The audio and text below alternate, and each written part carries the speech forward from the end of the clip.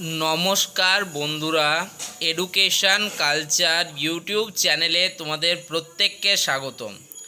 তোমরা যারা West Bengal state council of technical and vocational education and skill ডেভেলপমেন্টের second সেমিস্টারে স্টুডেন্টরা রয়েছো, তো তোমাদের একটা অত্যন্ত গুরুত্বপূর্ণ সাবজেক্ট হচ্ছে fundamentals of electrical and electronics engineering, যেটাকে সংক্ষেপে FEEE বলা হয়।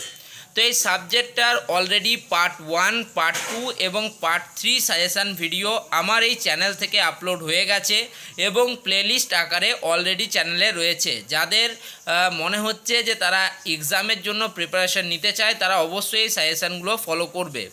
আজকে আমরা এর পার্ট 4 নিয়ে চলে এসেছি। অলরেডি কিন্তু এই সাবজেক্টটা একটা গুরুত্বপূর্ণ সাবজেক্ট হিসেবে পরিগণিত হয়েছে। তো চলো দেখে নিই এর পার্ট 4 সাজেশানটি। পার্ট 4-এর দেখো প্রথম প্রশ্ন 16 নম্বর প্রশ্ন থেকে শুরু হচ্ছে। Derive the expression for the energy stored in magnetic field. একটা ম্যাগনেটিক ফিল্ডের মধ্যে এনার্জি কিভাবে স্টোর হয় তার একটা এক্সপ্রেশন কিন্তু তোমাকে ডিরাইভ করতে বলা হয়েছে, যার জন্য কিন্তু থাকছে 4 মার্কস। একটা ভালো প্রশ্ন কিন্তু এটা।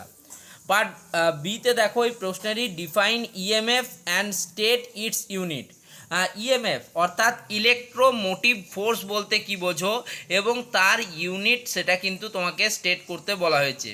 ওকে, নেক্সট দেখো পার্ট সি, 16 নম্বর প্রশ্নেরই part C, define dielectric strength and breakdown voltage.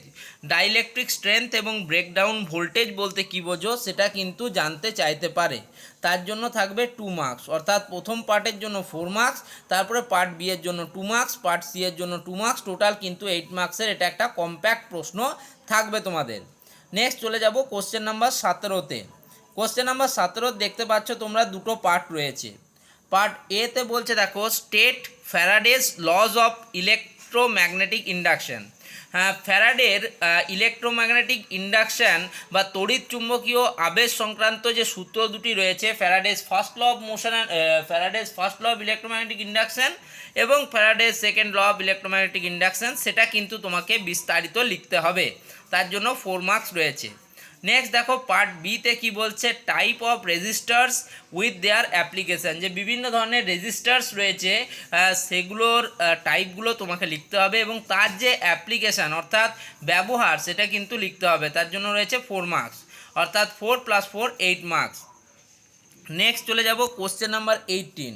Question number 18-এর দুটো পার্ট। পার্ট এতে কি বলছে দেখো, state the equation for energy stored in a capacitor. একটা ক্যাপাসিটারের মধ্যে এনার্জি স্টোরের যে ইকুয়েশান, এনার্জি স্টোর থাকে তার যে ইকুয়েশান সেটা কিন্তু তোমাকে লিখতে হবে। ঠিক আছে, তার সাথেই দিয়েছে দেখো state Kirchhoff's voltage law and explain. আমরা জানি কিরচফের দুটো সূত্র রয়েছে, কিরচফস কারেন্ট ল যেটাকে KCL বলা হয় এবং কিরচফস ভোল্টেজ ল যেটাকে KVL বলা হয়। অর্থাৎ সেই KVL তোমাকে লিখতে হবে এবং সেটাকে অবশ্যই চিত্র সহযোগে এক্সপ্লেন বা বর্ণনা তোমাকে করতে হবে। ওকে, এবারে চলে যাব কোশ্চেন নাম্বার 19-এ। ঠিক আছে, কোশ্চেন নাম্বার 19 কি বলছে দেখো, draw hysteresis loop for hard steel, cast steel, sheet steel and non magnetic material. তো হিস্টেরেসিস লুপ অঙ্কন করতে বলা হচ্ছে হার্ড স্টিলের ক্ষেত্রে, কাস্ট স্টিলের ক্ষেত্রে, শিট স্টিলের ক্ষেত্রে এবং নন ম্যাগনেটিক ম্যাটেরিয়ালের ক্ষেত্রে। তার সাথেই বলছে দেখো also write application of each material, এবং প্রত্যেকটাই যে ম্যাটেরিয়াল অর্থাৎ hard steel, cast steel, sheet steel এবং নন ম্যাগনেটিক ম্যাটেরিয়াল তার কিন্তু অ্যাপ্লিকেশান তোমাকে লিখতে হবে। এটা ছিল কোশ্চেন নাম্বার 19। এবার চলে যাব কোশ্চেন নাম্বার 20-তে। কোশ্চেন নাম্বার 20 দুটো পার্ট।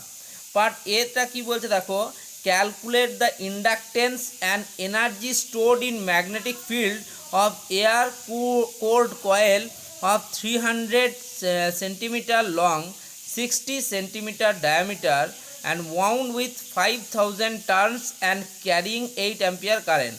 ইন্ডাকটেন্স ক্যালকুলেট করতে বলা হয়েছে। এনার্জি স্টোরড আছে একটা ম্যাগনেটিক ফিল্ড এয়ার কোল্ড কয়েলের ক্ষেত্রে, 300 সেন্টিমিটার লম্বা, 60 সেন্টিমিটার তার ডায়ামিটার এবং 5000টা টার্নে সেটা জড়ানো রয়েছে এবং তার মধ্যে দিয়ে যে কারেন্ট ক্যারি করছে সেটা হচ্ছে 8 অ্যাম্পিয়ার। বোঝাতে পারলাম? নেক্সট এই কোশ্চেনে দেখো পার্ট বিতে কি বলছে দেখো, ডিফাইন দ্য টার্ম, বিভিন্ন ধরনের টার্মস রয়েছে সেগুলোকে ডিফাইন করতে বলা হয়েছে। যেমন রিল্যাকটেন্স বলতে কী বোঝো, ফ্লাক্স বলতে কী বোঝো, এমএমএফ ম্যাগনেটোমোটিভ ফোর্স বলতে কী বোঝো এবং কারেন্ট বলতে কী বোঝো, সেই টার্মগুলো ডিফাইন করতে হবে। অবশ্যই আমি বলবো প্রত্যেকটার ক্ষেত্রে তোমরা তার যে এসআই ইউনিট সেটা কিন্তু অবশ্যই লিখবে। ওকে, তাহলে গিয়ে প্রশ্নটা কমপ্লিট হবে। যেমন ফ্লাক্সের হচ্ছে আমরা কি জানি ওয়েবার, ঠিক আছে, তোমার কারেন্টের কি অ্যাম্পিয়ার, এগুলো লিখবে, তবে গিয়ে তুমি 4 মার্কস পাবে। তাহলে প্রথমটার জন্য ইন্ডাকটেন্স ক্যালকুলেশনের জন্য 4 মার্কস এবং টার্মগুলো ডিফাইন করার জন্য 4 মার্কস, টোটাল কিন্তু 4 + 4 8 মার্কস। তো এটা হচ্ছে কিন্তু কমপ্লিট প্রশ্ন, একটা কমপ্লিট সেট অফ কোশ্চেন FEEEর। ওকে, তো তোমরা যারা ভাবছিলে যে FEEEর পরবর্তী সাজেশন কখন আসবে, তো এই দেখো পার্ট 4 সাজেশন আমি প্রোভাইড করে দিলাম। এরপরে পার্ট 5 এবং পার্ট 6 সাজেশন খুব তাড়াতাড়ির মধ্যে আসছে। আশা করি প্রত্যেকে ভালো আছো, সুস্থ আছো এবং অবশ্যই আমার সাজেশনগুলো ফলো করতে থাকো। ধন্যবাদ সকলকে।